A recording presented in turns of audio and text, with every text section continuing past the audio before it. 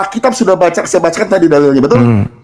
Mereka sebenarnya nggak tahu bahwa dengan penyaliban itu terjadi keselamatan itu. Karena penyaliban itu terjadi keselamatan. Kata siapa? Loh, ini ayatnya ada. Iya, kata siapa? Ayatnya ini ada dalilnya. Kata siapa? Anda pasti nyangka lagi, kata Paulus, betul nggak? Enggak, kata Paulus. Karena 1 Korintus 15 nomor 17 kata siapa?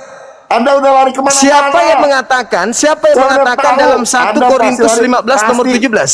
Siapa yang berkata? Siapa yang berkata di dalam 1 Korintus 15 nomor 17 tanpa kebangkitan, diam dulu dong.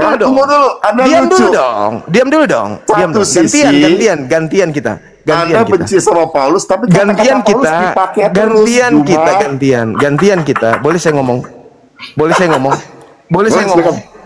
Oke. 1 Korintus 15 nomor 17 tanpa kebangkitan. Buka ayatnya. Biar jangan lari. Tanpa kebangkitan, sia-sialah kepercayaanmu dan kamu masih berada di dalam dosa. Betul. Nah, berarti siapa yang melakukan penyaliban? Itu orang-orang Romawi dan lain-lain. Nah, itu pahlawan atau bukan? Bukan pahlawan, penjahat. Iya. Berarti penjahat menghadiahkan keselamatan samamu. Bukan, mereka tidak tahu dengan penyaliban itu terjadi keselamatan. Jadi kan ayatnya ada tadi. Jadi dia pahlawan. Itu rahasia disimpan berabad-abad. Jadi dia pahlawan. Yang tersembunyi. Jadi dia pahlawan. Sebelum dunia dijadikan. Sekarang pertanyaan saya, berarti dia pahlawan. Bagi kemuliaan kita. Pelaku daripada penyaliban itu harus punya status. Dia pahlawan atau dia penjahat? Ayat 8 katakan baik-baik. Enggak, saya tanya aja dulu. Mau kemanapun Anda bawa data, mau kemanapun Anda bawa dalil, kemanapun Anda bawa dalil, pertanyaannya berada di ujung. Jangan tendang saya, jangan kabur. Pertanyaannya berada di ujung, Bang. Pertanyaannya berada di ujung. Tidak ada. Penyalib Yesus itu pahlawan atau penjahat? Itu aja dua. Penjahat. Berarti penjahat berjasa menyelamatkan Anda. Ya enggak lah, dia enggak tahu. Kok enggak? Ini ayatnya tidak? Dari mana logika Anda? Dari mana logika Anda mengatakan tidak? Sedangkan tanpa penyaliban kalian tidak diselamatkan. Tadi Anda sudah jawab analogi saya. Itu analogi Anda, dengarkan. Analogi Anda itu, dengar. Apakah orang yang penyerempet itu berjalan? Dengarkan saya. Analogi Anda saya belum tanggapi. Analogi Anda itu analogi konyol. Analogi konyol sekonyol-konyolnya analogi Anda itu. Saudara, kalau Anda ditanya kemudian, dengarkan saya. Dengarkan saya. Kalau kamu tanya, itu penjahat. Anda nggak mau bicara, Anda diam dulu, Anda diam dulu. Anda turun, kalau Anda tidak mau diam, saya turunkan. Saya nggak pernah takut sama penyembah makhluk. Kenapa dimin saya? Kenapa mute? Saya mute. Kalau Anda tidak mau mendengarkan saya mute. Gantian kita ngomong, gantian. Jangan cuma mau didengar doang. Ya, saya mendengarkan analogi Anda loh. Saya belum menanggapi analogi Anda loh. Dari tadi Anda nggak ngomong. Lah, saya belum menanggapi analogi Anda. Inilah kalian Gimana ceritanya orang ini? Penakut kalian semua ini. Kok jadi penakut? Saya mendengarkan Anda beranalogi. Oke? Analogi yang konyol. Yang tidak masuk akal. Anda mengatakan bahwa ketika diserempet keluar airbagnya kan? Iya. Sekarang kamu ditanya, pilih mana? Anda tidak diserempet atau Anda diselamatkan airbag? Pilih mana? Apa hubungannya? Itu tidak nyambung. Ya berhubungan dong. Jelas sekali. Dengar. Jelas sekali bahwa ketika diserempet mobilnya, memang keluar, airbagnya keluar. Mobil itu hancur atau tidak? Iya, hancur. Iya. Jadi itu Anda katakan pahlawan. Itu Anda katakan apa? Pelaku kejahatan atau pahlawan? Iya. Jawab. Ayo, Anda yang jawab. Loh. Ya jelas itu pelaku kejahatan lah. Pelaku kejahatan. Berarti pelaku kejahatan ini berjasa kepada Anda. Betul. Berarti berjasa menyelamatkan Anda ya? Berarti berjasa menyelamatkan Anda ya? Berjasa menyelamatkan Anda. Tadi analogi tadi betul ya? Berjasa menyelamatkan Anda gitu. Tidak betul itu. Tidak betul itu. Analogi Anda itu konyol. Masa gara-gara analoginya Anda itu konyol sekali. Selamat. Kan ngaco. Analogi itu pengertian. Buktinya dalilnya. Gitu. Bukti dalilnya apa? Bukti dalilnya apa? 1 Korintus 15 nomor 17. Filipi 2 nomor 6 sampai nomor 11. Akibat daripada penyaliban, ayat itu bisa dijawab semuanya. Akibat dari penyaliban, semua nama bertekuk lutut baik di langit maupun di bumi. Betul? Takut nyut-nyut saya terus kalian. Betul? Hah? Betul? Lama-lama saya ditendang, saya udah tahu. Kalian gak mau akibat penyaliban, merasa pintar sendiri pada akibat penyaliban, akibat penyaliban. Iya. Maka apa? Iya. Manusia diselamatkan. Betul. Apakah berarti pelaku penyaliban ini pahlawan kan? Tunggu, enggak. Tunggu dulu. Kok enggak? Apakah yang menyalibkan itu tahu? Tanpa penyaliban, apakah dosa kalian dihapuskan, ditebuskan? Jangan kabur. Tanpa penyaliban, apakah dosa kalian dihapuskan? Keselamatan, jawab. Tanpa penyaliban, apakah dosa kalian itu dihapuskan? Akan terjadi keselamatan, jawab. Ngaco dia. Saudara, si penyalib itu tahu akan terjadi keselamatan, jawab. Saudara. Jawab dulu. Dengarkan saya. Kan? Gak boleh jawab kan? Dengarkan saya. Teman-teman 8.800 orang lihat. Dengarkan saya. Apakah si penyalib itu tahu akan terjadi keselamatan? Apakah penyalib itu akan tahu bahwa ada keselamatan? Ya. Tidak tahu. Ya. Kalau nggak tahu, bagaimana Anda bisa bilang dia pahlawan? Karena Anda menikmati hasil upayanya. Loh, itu tidak seperti itu. Oh, nggak bisa dong. Itu sudah dirancang. Sekarang saya tanya, sekarang saya tanya kepada Anda. Pertanyaan yang sama, saya balik. Dengarkan. Gantian saya bertanya. Gantian saya bertanya. Oke. Ketika kemudian orang-orang ini membunuh Yesus, termasuk iblis. Apakah dia tahu akibatnya? Akibat apa? Akibatnya apakah dia tahu? Tidak tahu. Tidak tahu. Sekarang Anda nikmati enggak hasil upaya mereka? Loh, bukan masalah menikmati, itu keselamatan. Saya bertanya kepada Anda nih, Anda. Anda nikmati enggak hasil kerja mereka? Itu antisipasi yang sudah Tuhan sediakan dari rencana. Di mana dalilnya? Di mana dalilnya? Silakan. Oke, saya baca lagi ya. Silakan. Ini apa? Ini Korintus ini. Tunggu sebentar, saya baca ini dulu. Ini Korintus. Tunggu sebentar nih. Ini Korintus. Yang Anda tampilkan ini Korintus.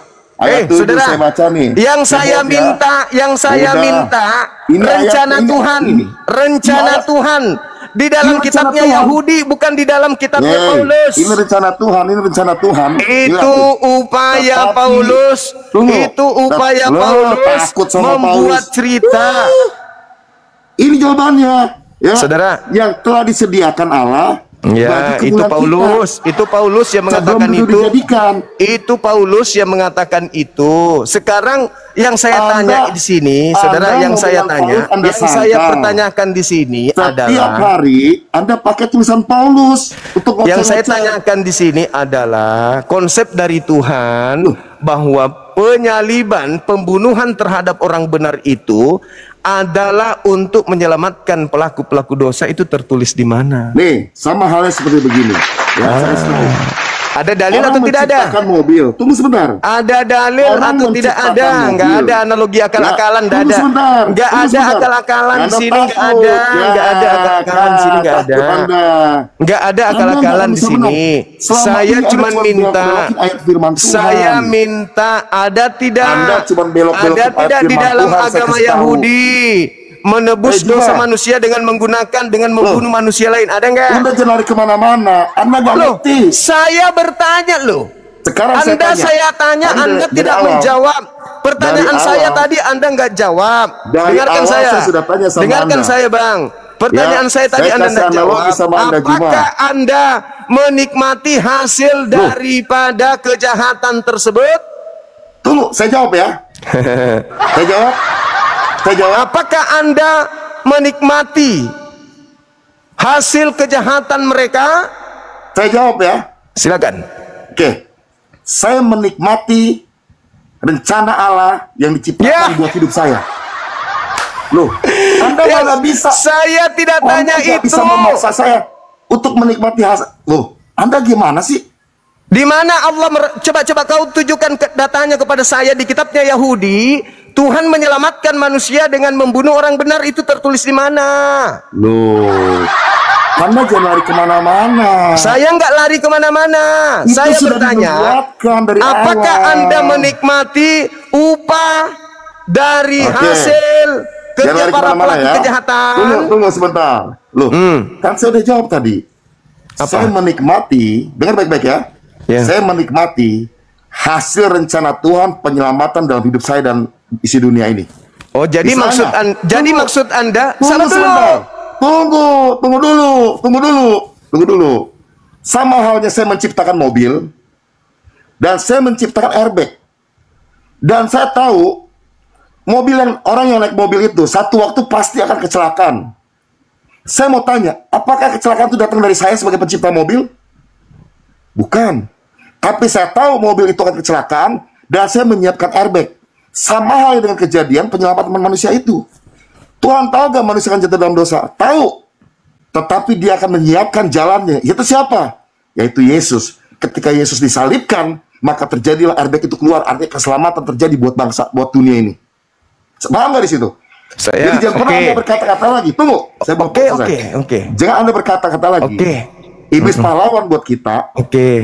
Ya. Jadi airbag di sini pahlawan ya? Itu, berarti airbag di sini pahlawan. Ya, Yesus lah itu. Yesus lah itu. Sekarang bisa nggak kemudian airbag itu keluar tanpa ditabrak sama penjahat? Apa gunanya saya tanya? Dia tidak mungkin bangkit tanpa disalib. Dia tidak mungkin keluar. Airbagnya itu tidak mungkin keluar tanpa ditabrak. Betul? Anak SD juga tahu. Iya, makanya. Dengar. Percuma airbag itu dibuat kalau dia tidak ditabrak sama si jahat. Iya. Berarti dalam hal ini, untuk mengeluarkan keselamatan, airbagnya harus ada kejahatan. Bukan. Nah, tunggu dulu, Saya jelaskan dulu. Itu kan ada namanya kejahatan manusia. Ya. Itu makanya aku katakan samamu, penyalib Yesus itu pahlawan atau penjahat tuh, Yon. Itu kamu jawab kebotolan kamu, botol. Lucu orang ini. Makanya aku tanya tadi sama kau Juma. Lucu orang ini. Si penyerempat itu apakah pahlawan atau bukan? Kata kau bilang bukan tadi. Nah, memang bukan pahlawan bagi saya. Bagi saya bukan pahlawan. Meskipun ada jutaan airbag yang keluar, itu bukan pahlawan. Betul. Ini tetap aja pelaku kejahatan. Iya. Sekarang begini, supaya Anda diselamatkan kemudian, supaya Anda diselamatkan katanya, harus ada penyaliban kan? Loh, iya. Sekarang kau pilih mana? Mobilmu berjalan dengan aman tanpa penjahat dan tidak perlu airbag keluar. Kau pilih mana? Oh, nggak bisa. Kok nggak bisa?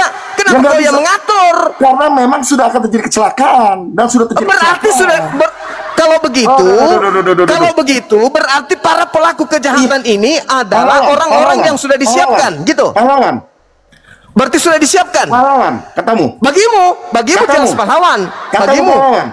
Bagimu. Katamu pahlawan. Bagimu. Buat saya bukan pahlawan, memang itu kejahatan manusia. Kalau dia bukan pahlawan,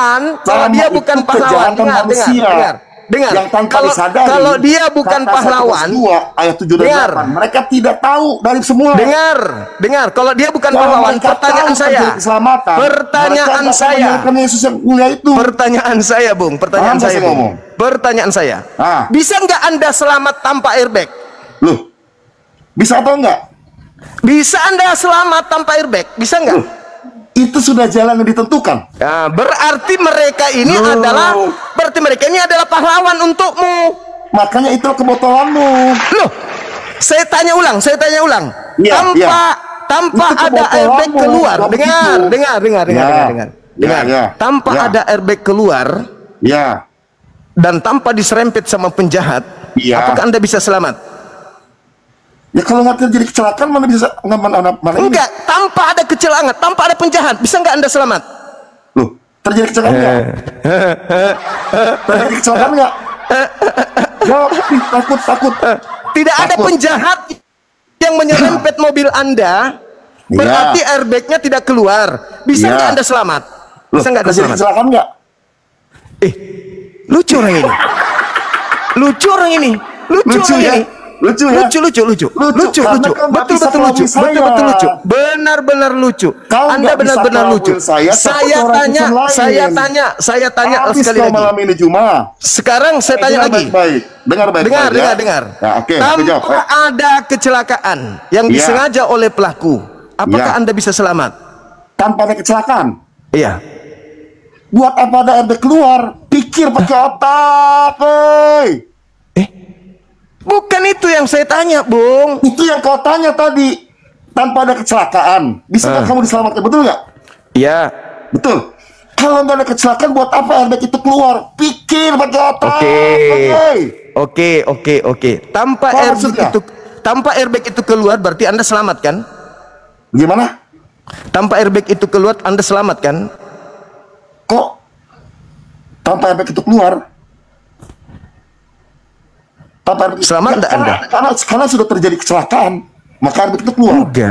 Enggak. Saya tanya sama Anda, jujur aja. Tanpa ada airbag keluar, Anda bisa selamat kan? Terjadi kecelakaan atau enggak? Tidak terjadi. Ya kalau terjadi buat apa airbag keluar? Berarti Anda bisa selamat tanpa airbag kan? Iya kan? Berarti Anda bisa selamat tanpa ada kecelakaan kan? Dengar. Berarti Anda bisa selamat tanpa ada kecelakaan. Loh, pertanyaan sekarang begini. Kalau airbag itu kecelakaan nggak ada, buat apa airbag itu keluar? Iya, saudara, betul, benar. Jadi sekarang pertanyaan saya, tidak ada kecelakaan, berarti tidak ada airbag. Iya. Selamat enggak Anda? Loh, berarti selamat dong, karena memang nggak ada kecelakaan. Selamat. Berarti tanpa penyaliban manusia bisa selamat. Kagak, salah. Berarti Anda mengharuskan. Karena memang sudah jatuh dalam dosa. Berarti Anda yang mengharuskan. Anda yang mengharuskan harus ada kejahatan.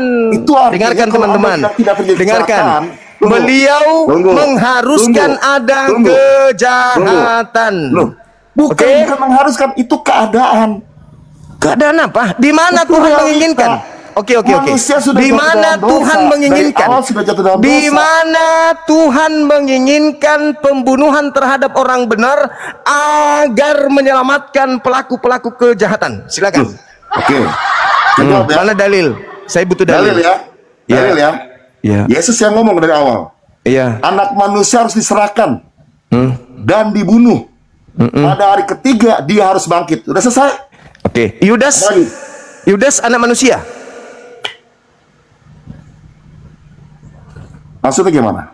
Yudas itu anak manusia atau bukan? Loh, Anda melarikan ke Yudas? Iya, pasti. Dalilnya di mana itu Yudas yang disalib? Oke. Jawab. Galatia 3 nomor 13. Kristus telah menebus kita dari hukum Taurat dengan jalan menjadi kutuk karena Kristen. Sebab ada tertulis, terkutuklah orang yang digantung di tiang salib. Baca ayatnya ya. Kita buka ya. Ya. Karena kamu selama ini cuma baca ayat, menafsirkan sendiri. Silakan. Silakan. Ayat berapa tadi? Ya, belum tahu ditanya dia. Galatia 3 nomor 13. Iya, silakan. Ya.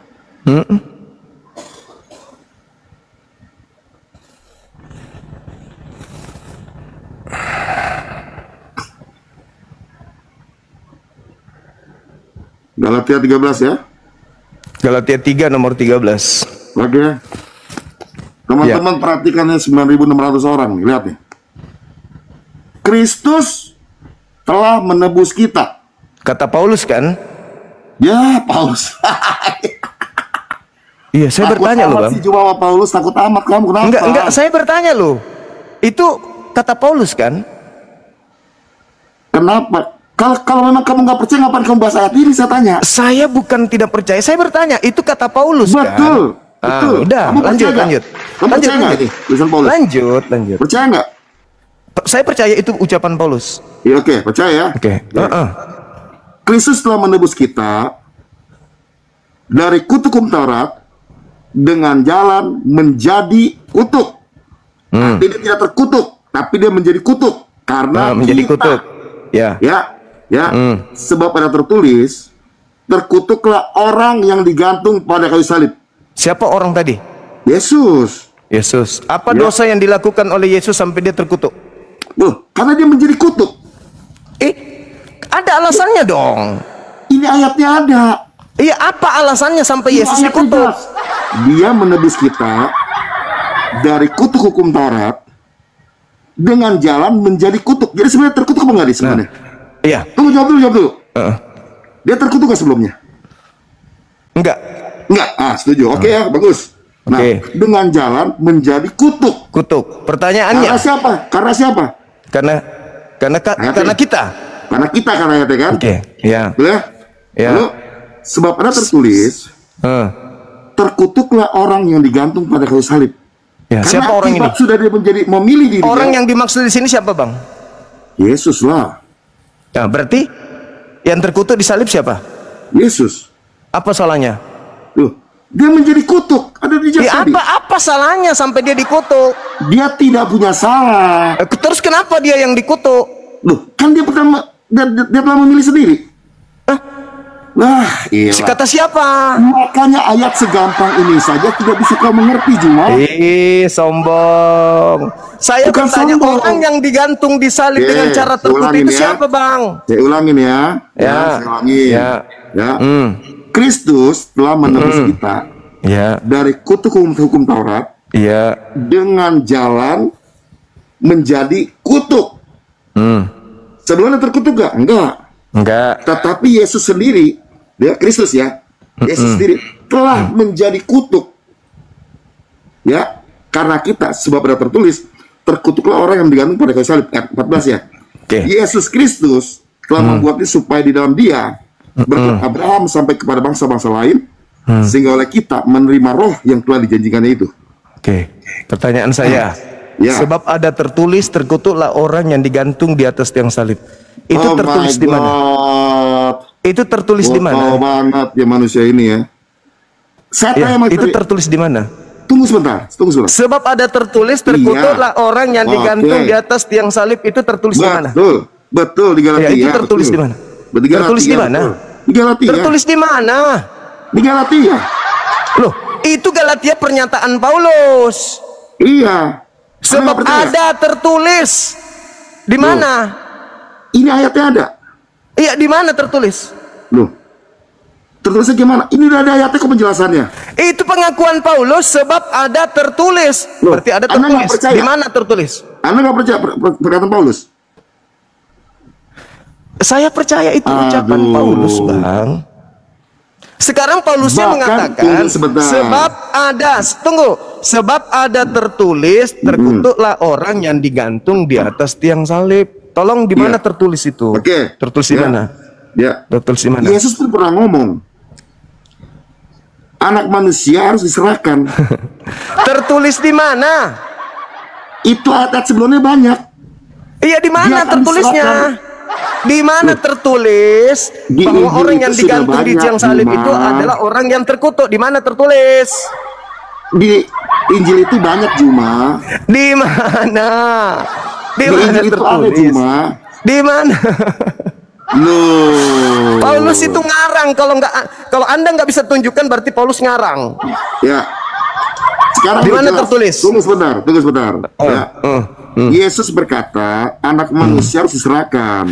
Iya, anak manusia itu kan banyak. Ada Yudas, ada Simon, ada Petrus, ada Kepas, ada Andreas, ada Maria.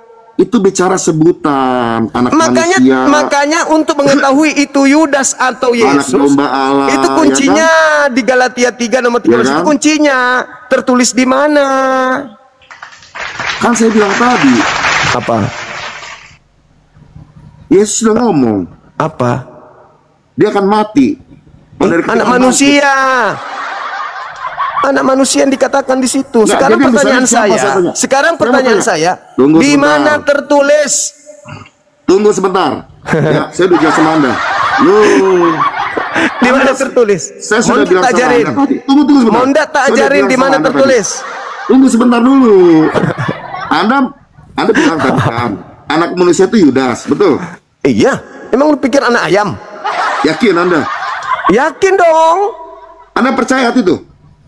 Percaya kalau Yudas itu anak manusia. Nah, anak manusia akan mati, betul? Iya. Nah, saya mau tanya, kalau Anda percaya anak manusia mati, dan dia bangkit pada hari ketiga, saya mau tanya, siapa yang bangkit itu? Yudas. Kenapa? Mau saya buktikan? Silakan. Oke. Silakan. Nih, dengarkan kupingmu ya, dengarkan. Ya, silakan. Galatia 3 nomor 13. Loh. Kristus telah menebus Kristen dari kutuk hukum Taurat dengan jalan menjadi kutuk karena Kristen. Sebab ada tertulis, terkutuklah orang yang digantung di atas tiang salib. Tertulis di mana? Tertulis Tertulis di Ulangan 21 sama tulisan Paulus, tapi pakai tulisan Paulus. Tertulis di Ulangan 21 nomor 22 sampai 23. Apa yang tertulis di Ulangan 21 nomor 22 23? Dengar dulu. Ngaco semua Juma. Dengar dulu. Di Ulangan 21 nomor 22 23. Tulisan Paulus, tapi tulisan Paulus kau pakai dari Paulus tadi. mengutip Ulangan 21. Paulus ini mengutip Ulangan 21. Anda kan tidak bisa nunjukkan tertulis di mana. Saya tunjukkan. Saya tunjukkan. Jangan tertulis di Ulangan 21 nomor 22 sampai 23. Apa yang tertulis di sana? Apabila ada orang yang melakukan dosa yang sepadan dengan hukuman mati, lalu kau gantung dia di sebuah pohon, jangan kau biarkan mayatnya semalam-malaman, sebab orang yang digantung terkutuk oleh Elohim. Jangan kau biarkan mayatnya menyentuh tanah yang diwariskan Tuhan kepadamu. Juma, lari kemana kau Juma? Ulangan 27 nomor 25. Dengar dulu Bang. Sedikit lagi. Kau nggak percaya Paulus, tapi kau pakai ayat Paulus semua buat pembenaran dirimu. Ku bingung sama kau ini. Saudara, untuk menangkap penjahat. Anak siapa sih kau nih? Saudara, untuk menangkap seorang penjahat, apakah butuh pengakuan dari penjahat? Aduh, geliku benar-benar. Kau itu jadi banyolan di Juma di mana-mana di kalangan orang Kristen. Kau nggak percaya Paulus, tapi ayat-ayatnya kau pakai semua untuk menangkap seorang narkoba, pemakai narkobeng. Aduh, kadang polisi membutuhkan pelakunya mengaku atau tidak. Juma, kau belajar lagi lah. Kasihan kau. Suatu waktu kau kasihan kau benar-benar. Repot kau membelokkan ayat firman Tuhan terus selama ini ya. Ya, nggak tega. Sebab ada tertulis, satu waktu nanti terkutuklah orang yang digantung di atas tiang salib. Berarti harus tertulis Ulangan 21 nomor 22 23. Apabila ada orang melakukan dosa yang sepadan dengan hukuman mati, lalu kau gantung dia di atas pohon, jangan kau biarkan mayatnya menyentuh tanah, sebab orang yang digantung terkutuk oleh Elohim. Jangan sampai menyentuh tanah dan menajiskan yang diwariskan Tuhanmu kepadamu. Itu jelas itu. Ulangan 27 nomor 25. Terkutuklah orang yang menerima suap untuk menyerahkan orang benar agar dibunuh. Pertanyaan saya, yang menerima suap siapa? Itu Yesus atau Yudas yang memang dilakukan buat orang berdosa. Sekarang saya ulang lagi. Yesus itu disalib saya ulang lagi. Terkutuklah orang yang mati. Sorry. Terkutuklah orang yang menerima suap. Juma. Pertanyaan saya, Siapa Saya yang nggak menerima pernah suap? kabur sama si Juma ini. Si Juma ini tendang saya terus selama Siapa ini. yang menerima suap? Yesus atau Yudas? Teman-teman di bawah nggak bakal kabur saya sama dia ini. Siapa yang menerima suap? Yesus atau Yudas?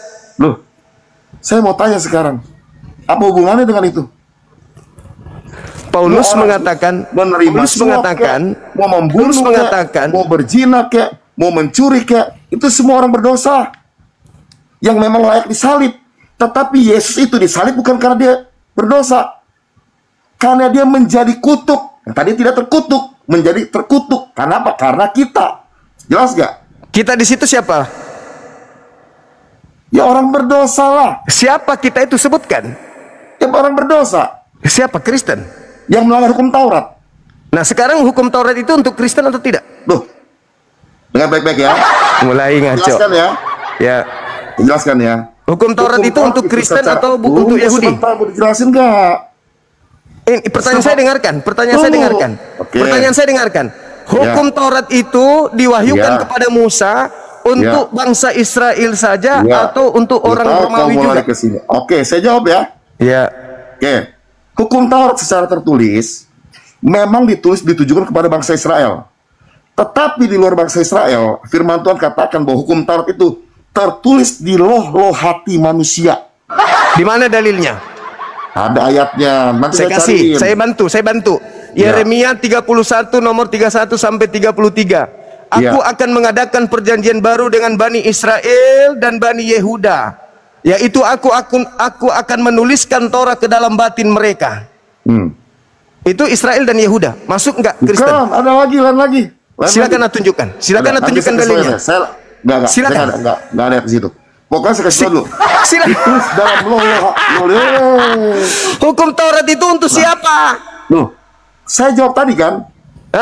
Secara tertulis memang ditulis buat bangsa Israel melalui Musa. Ditulis di loh-loh batu, tetapi di batu. Tunggu sebentar.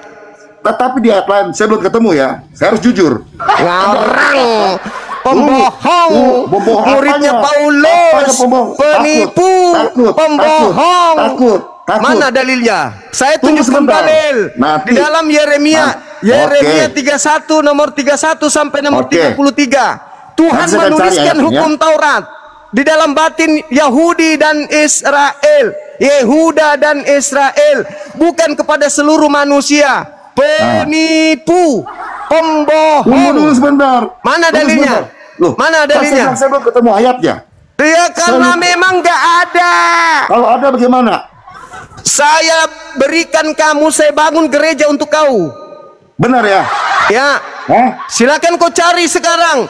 Kalau hukum Taurat itu dipergunakan untuk bangsa lain, kubuatkan kau gereja. Kalau ada mau ya, benar ya?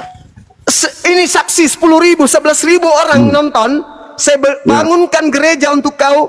Kalau Tuhan mengutus Musa memberitakan Torah untuk bangsa di luar Yehuda dan Israel. Kalau tidak ada, gimana? Nanti saya cari ayatnya. Kalau tidak ada, tunggu sebentar. Tunggu sebentar dulu. Tunggu dulu sebentar. Apalagi? Tunggu dulu sebentar. Jadi Yesus mati untuk siapa? Nanti saya akan cari ayatnya. Yesus mati untuk siapa? Saya mau tanya sebentar. Yesus mati untuk siapa? Saya mau tanya Anda sebentar. Yesus mati untuk orang-orang yang takluk di bawah hukum Taurat. Tunggu. Bukan untuk seluruh manusia. Dalilnya jelas. Galatia 4 nomor 5. Kenapa nggak boleh dengar? Gak ada dalil. Kamu pembual berarti. Loh, pembual apanya? Kamu mengatakan Torah itu untuk seluruh manusia. Hukum yang tertulis untuk Israel, tapi Tuhan menulis setiap hati manusia. Itu tertulis di mana? Cuplis. Di mana? Tuyul. Nanti kan cari ayatnya ya. Enggak ada nanti-nantian. Kau naik di sini harus siap. Tunggu. Kau kasih penjelasan dulu. Hukum Taurat itu bunyinya apa? Hukum Taurat itu yang datang kepada Nabi Musa. Enggak usah kau banyak cerita. Saya tanya samamu di dalam Yeremia 31 nomor 31 sampai 33. Hukum Taurat itu, dengar, hukum Taurat itu dituliskan dalam batin setiap Bani Israel dan Bani Yehuda, bukan untuk kamu, tuyul. Tuyul tukang tahayul, kau menghayal. Maka itu kau menganggap tahayul itu. Jadi ketika dikatakan Kristus telah menebus kita, kata kita itu untuk orang-orang Yahudi, cuples. Tunggu sebentar ya. Apalagi nangis sana, ambil tisu. Nah, siapa yang mau nangis? Karena kamu nggak bisa menunjukkan data. Taurat itu hanya untuk Israel. Kau dari awal kan aku sudah bilang tadi, aku sudah akui. Taurat itu hanya untuk Israel. Ketika Anda imani Yesus mati untuk menebus Torah, maka itu hanya untuk Israel kematiannya. Dan memang dikatakan di dalam Galatia 4 nomor 5. Dengar. Galatia 4 nomor 5. Yesus diutus sebagai penebus untuk Bani Israel yang takluk kepada hukum Taurat. Mampus. Mampus gimana maksudnya? Kau berani baca Galatia 4 nomor 5? Saya mau cari dulu yang tadi dulu ya. Tunggu sebentar ya. Oh, enggak bisa. Kau tidak akan pernah temukan itu kecuali dari surat-surat Paulus. Nah, takut lagi sama Paulus. Loh, saya minta data. Tuhan mengutus Musa memberitakan Torah untuk seluruh manusia, itu mana dalilmu? Saya nggak bilang Musa kepada seluruh manusia. Lalu untuk siapa? Lalu untuk siapa? Saya bilang Tuhan menulis di loloh hati manusia, itu bukan dari Musa. Jadi untuk siapa Torah ini? Saya ulangi lagi ya. Saya ulangi lagi ya. Taurat diutus melalui Nabi Musa untuk siapa? Untuk siapa? Jelas-jelas ya, saya sekali lagi. Hukum Taurat ditulis buat bangsa Israel secara tertulis melalui Musa. Oke ya. Komen lagi ya. Tetapi Taurat ini juga ada di hati-hati manusia yang dibuat bangsa Israel. Mana dalilnya? Contohnya tunggu sebentar. Dalil. Lu tunggu jangan sebentar. Kok kayak Paulus ngarang bebas ngomong. Hanya modal penyesatan, tidak ada dalil. Itu namanya congor. Mana dalilnya? Dalilnya mana? Dalil. Maka itu sekarang aku mau cari ayatnya. Tidak akan Anda temukan. Saya kasih dalilnya. Ulangan 33 nomor 4. Hukum Musa itu adalah hak milik kepunyaan Bani Yakub. Woi, sudah diakui botol. Diakui siapa? Saya sudah akui tadi bahwa memang tertulis buat bangsa Israel. Iya, nah sekarang mana yang tertulis? Kalau itu untuk bangsa lain. Saya ulangin ya, saya ulangin. Itu semua hukum tertulis di loloh hati manusia. Di mana dalilnya? Makanya kan ku bilang ku jujur, ku lupa ayatnya di mana. Memang gak ada dalilnya, cupu. Cupluk. Udah bilang tunggu dulu. Nangis dia. Ketakutan. Berapa lama saya kasih kamu waktu cari? Kenapa kau ketakutan? Berapa lama? Berapa lama? 2 menit 3 menit ya. Silakan. Mau turunin saya dulu atau saya naik lagi? Di sini aja, jangan kau lari. Oke. Jangan kau lari dariku, mumpung kau masuk di sini. Susah mencari oten yang jidatnya lebar. Mumpung kamu ada di sini, jangan kau berani buka masker sama saya berdua. Jangan kau kemana-mana, jangan kau sombong, nanti ku buka masker yuk, ngadu ganteng sama saya. Berani gak? Tidak usah sombong sama aku. Alah, kau nyindir-nyindir. Kalau cuman modal jidat kayak lapangan pesawat, aku takkan pernah takut. Cari tugasmu, Lul. Tugasmu. Jangan kau sosok paten situ, ngomong seenak dewe kayak Paulus. Ngomong sana sini, Tuhan jadi manusia tanpa ada wahyu dari Tuhan, ngarang sendiri kayak Paulus. Saya baca ya. Silakan. 2 Korintus 3 ya. Iya.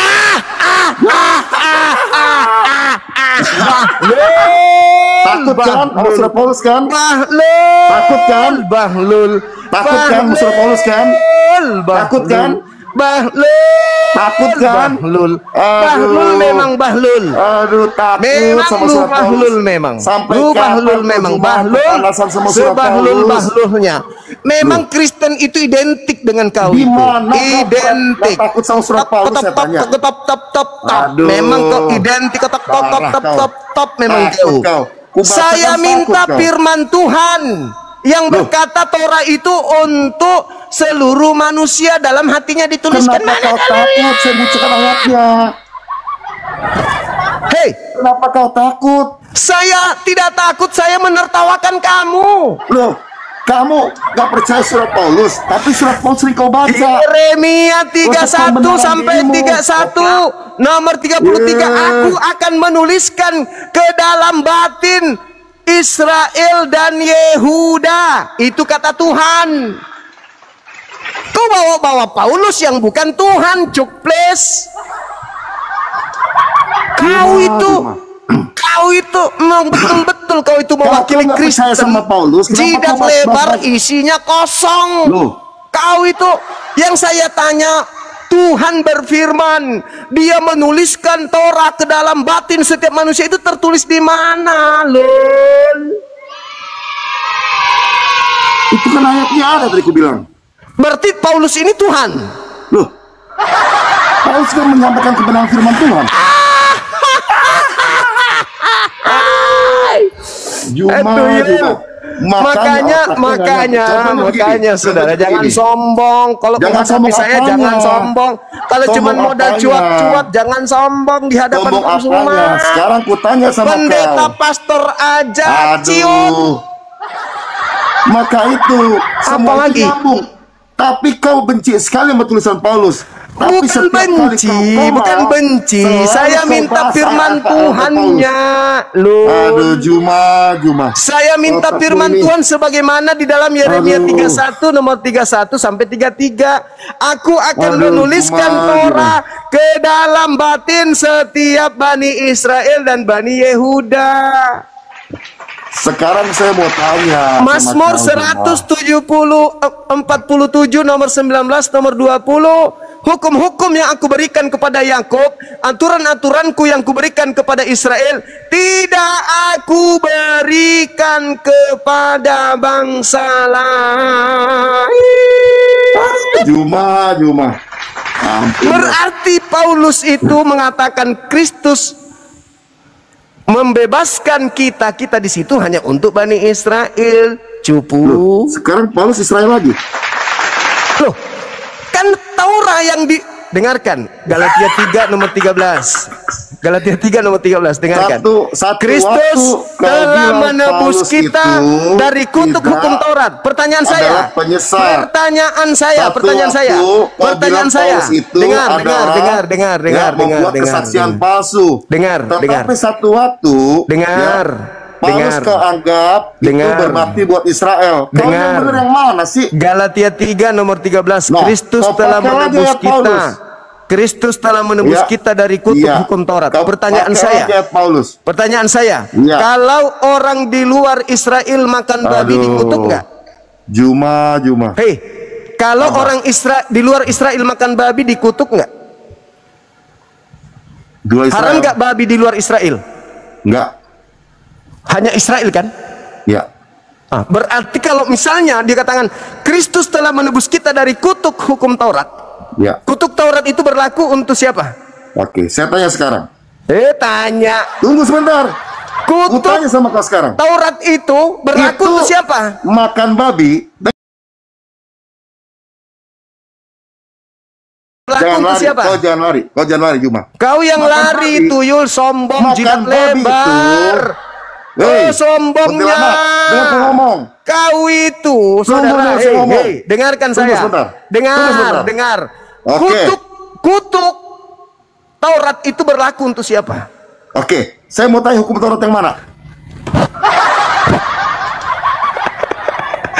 Jangan kau pakai cara Paulus di sini. Enggak. Jangan Sekarang kau aku tanya cari. sama kau.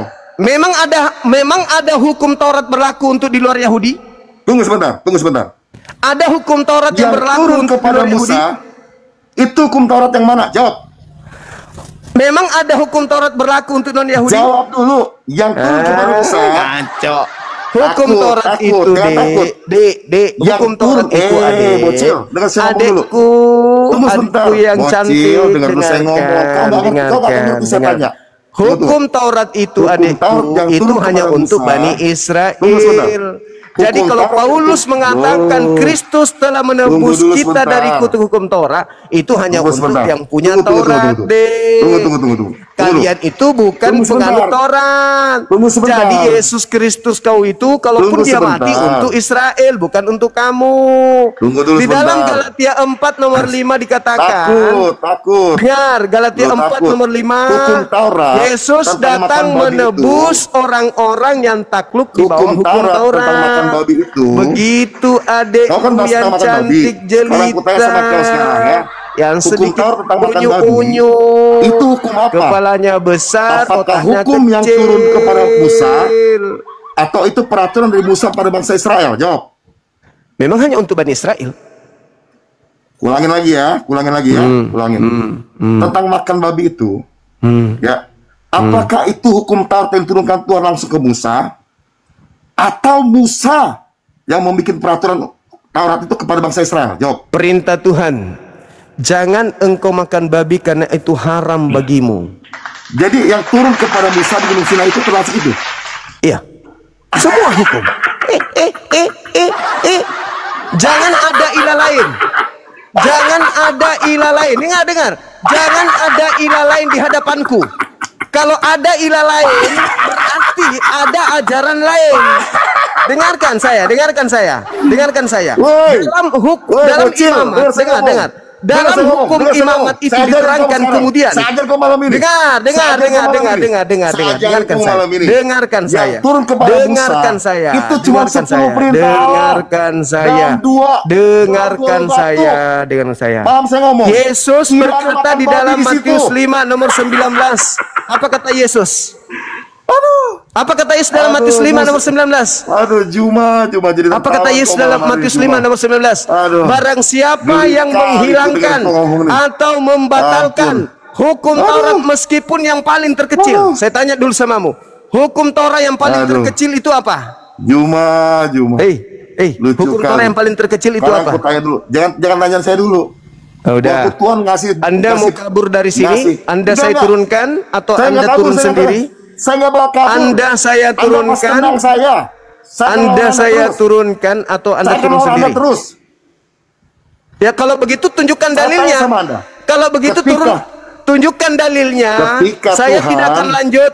Saya tidak akan lanjut kalau Anda tidak menunjukkan dalil hukum Taurat kepada Musa. Di mana hukum Taurat itu untuk bangsa lain. Saya tidak akan melanjutkan diskusi ini kalau Anda tidak menjawab kebohongan Anda bahwa hukum Taurat itu untuk bangsa lain. Ditulis di dalam batin manusia lain. Ayo, ngadu panjang-panjang gigimu ke masa sekarang. Saya tidak akan melanjutkan kalau Anda tidak menunjukkan dalil di mana hukum Taurat itu dituliskan dalam batin bangsa lain. Itu di mana? Saya tunggu. Saya hitung mulai dari 3. 1, 2, 3. Silakan. 10 perintah Allah yang turun kepada Musa. Apakah itu termasuk makan babi atau enggak? Ya, pingsan dia. Aduh, dia perlu diruqyah dulu kayaknya dia. Jadi teman-teman sekalian, saya mute dia ya teman-teman. Saya mute dia karena dia botol, tidak ada ilmu sama sekali. Jadi gini teman-teman. Tadi dia mengatakan Yesus Kristusnya itu mati katanya. Enggak, kamu tugasmu adalah mencari data bahwa hukum Taurat itu dituliskan di dalam batin orang-orang di luar Yahudi. Itu tugasmu. Tunggu sebentar. Sampainya ada itu baru kau bisa ngomong. Tunggu sebentar. Cari. Kau diam. Host tolong di mute aja dia, kecuali dia sudah melambaikan tangan bahwa sudah dapat dalil baru kita buka. Dengarkan ya teman-teman yang ada di bawah. Takut Anda? Iya, saya takut ketularan bodoh. Oke, di mute host, di mute, tolong moderator di mute dia, di mute. Di mute aja kalau dia buka. Kalau dia buka kita mute lagi. Ambil kesimpulan sendiri. Dengarkan teman-teman di bawah. Jadi di dalam Galatia 3 nomor 13 di situ dikatakan Kristus telah menebus kita. Kita di situ bukan untuk Kristen. Karena berbicara Taurat. Taurat itu hanya untuk Bani Israel, ya. Taurat itu hanya untuk Bani Israel, bukan untuk Kristen. Tidak ada kemudian di dalam ajaran Musa, ya, atau Yesus sekalipun, hukum Taurat itu diperuntukkan untuk bangsa lain. Jadi ketika Paulus membuat konsep di dalam Galatia 3 ayat 13 itu, Kristus telah menebus kita, ya, telah menebus kita dari hukum Taurat. Berarti Yesus di situ, bukan Yesus, Kristus. Kristus di situ menebus orang-orang Yahudi, bukan menebus orang-orang Kristen. Muslim, ya. Gitu ya teman-teman sekalian. Nah, orang ini naik sok jagoan, dia sok paten, tapi dia berbicara kayak Paulus, teman-teman. Bicara tanpa dalil, bohong tanpa dalil. Nah, sekarang kita kasih kesempatan dia loh. Kita kasih kesempatan kepada dia untuk mencari data bahwa hukum Taurat itu dituliskan oleh Tuhan kepada batin setiap manusia. Menurut pengakuan dia. Kurang bijak apa lagi saya coba? Kurang bijak apa lagi? Saya kasih kesempatan dia mencari data bahwa hukum Taurat itu ditulis oleh Tuhan di dalam batin seluruh manusia, kata dia. Saya minta dalil. Katanya dia belum temukan. Saya kasih kesempatan. Takut terus. Saya kasih kesempatan dia cari. Coba. Debat beneran ini. Cuman merajuk dia kan? Coba. Mana dalilnya? Aduh, sudah dapat. Dari awal kau udah ke pojok sama saya. Sudah dapat nggak dalilnya? Itu pun sudah kau udah ngaco. Dapat nggak dalilnya? Aduh, dari masalah analogi, masalah. Dapat nggak dalilnya? Dapat nggak dalil? Sekarang hukum Taurat itu, hukum Taurat itu diperuntukkan untuk non Yahudi dan katamu dituliskan dalam batinnya. Ada nggak dalilnya? Termasuk larangan makan babi ada di hukum. Ada nggak dalilnya? Ngaco namanya itu. Dapat gak dalilnya? Aduh, Juma. Ya, dapat gak dalilnya hukum Taurat itu, saudara? Ini sesuatu yang sangat fatal. Kalau ternyata hukum Taurat itu bukan untuk orang Kristen, berarti Kristus mati menebus hukum Taurat itu bukan untuk Kristen, gitu loh. Iya. Sekarang saya mau tanya dulu yang tadi itu. Nggak ada pertanyaan. Tugasmu dulu. Kalau tidak ada, hancur kau ini. Kristen hancur. Kalau tidak ada Taurat untuk orang di luar Yahudi, maka Kristen hancur. Kenapa? Karena dalam Galatia 3 nomor 13, Kristus telah menebus kita dari kutuk hukum Taurat. Itu. Kita di sini siapa? Kita di sini hanya yang punya Torah. Siapa yang punya Torah? Bani Israel. Kristen ini bukan Bani Israel. Kristen ini bukan yang punya Torah. Semua menurut otakmu saja. Padahal mana dalilmu? Mana dalilmu? Dari awal aku pakai dalil kok sama kamu. Mana coba dalilnya? Tuhan berfirman bahwa aku Tuhan. Aku Tuhan menuliskan Taurat di dalam batin setiap Bani Adam. Mana dalilnya? Loh, kan aku bilang tunggu dulu nanti. Ya. Ya sekarang saya kasih kamu waktu. Nggak usah kau ngoceh, kau cari dulu dalilnya, baru kau ngoceh. Sekarang aku tanya dulu sama kau ayat yang tadi. Nggak ada. Makan babi. Nggak ada. Penipu nggak boleh dibiarkan. Penipu tidak boleh dibiarkan menipu. Loh, ini bukan nipu, ini kebenaran. Kalau kebenaran mana dalilnya? Kalau kebenaran mana dalilnya? Sekarang aku tanya sama kau. Waktu Tuhan ngomong sama Musa. Mana dalilnya? Kristus telah menebus kita dari kutuk hukum Taurat dengan jalan menjadi kutuk. Mana dalilnya bahwa hukum Taurat Juma aku tanya sama kau, ya, waktu Tuhan kirim tidak ada urusan dengan itu. Itu termasuk lu. Saya tahu Keluaran 20 hanya memberikan 10 hukum. Gimana sih? Saya ngerti di Bukit Sinai dia menerima 10 hukum, saya paham. Tetapi dengarkan. Tetapi Kristus telah menebus kita dari kutuk hukum Taurat. Itu loh. Dari kutuk hukum Taurat dengan jalan menjadi kutuk. Nah, ternyata Yesus itu disalibkan Enggak. Untuk Jawab dulu. untuk menebus kutuk hukum Taurat. Sedangkan Taurat itu bukan untuk Kristen. Teman-teman, bagaimana kita pertahankan banyak di bawah? Apakah orang ini kita masih pertahankan atau kita lemparkan ke neraka? Tunggu sebentar. Takut. 1. Takut.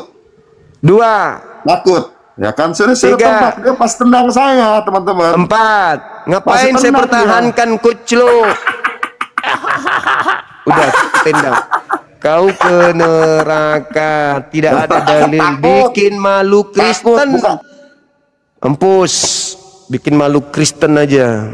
Ya, teman-teman sekalian, udah dikasih kesempatan lama, so paten di sini, pamer jidat lebar, tapi ternyata kosong isinya. Ya, di Galatia 3, di situ Kristus menebus kita. Kata kita di situ hanya untuk penganut Torah. Sekarang siapa penganut Torah? Kristen ataukah Yahudi? Nah, jelas hukum Torah itu hanya berlaku untuk orang Yahudi. Dia pernah baca Yeremia 31. Jadi katakan ada tertulis loh di dalam Bible bahwa Tuhan menuliskan Taurat itu di dalam batin setiap manusia. Salah dia. Di situ menuliskan Taurat ke dalam batin setiap Bani Israel dan Bani Yehuda. Salah dia, salah baca. Panik dia kan ya teman-teman. Malu dia, malu semalu-malunya. Malu semalu-malunya. Ya, karena hukum Taurat itu hanya untuk Bani Israel. Nah, Kristus menebus kutuk Taurat. Berarti yang dikutuk, yang ditebus di situ adalah penganut Taurat saja. Bukan mereka. Nah, itu teman-teman. Bikin malu Kristen yang lain. Betul sekali teman-teman ya. Sabar dulu ya, saya potong videonya biar bisa konsentrasi. Nanti orang-orang cari mana videonya itu si Longor, supaya tidak bercampur dengan oten yang lain. Saya potong dulu teman-teman. Jadi siapa yang mau nonton videonya di YouTube, ini saya potong videonya ya. Si Longor, siapa namanya tadi? Jeki Ceng ya. 1 jam lebih loh, kasih kesempatan.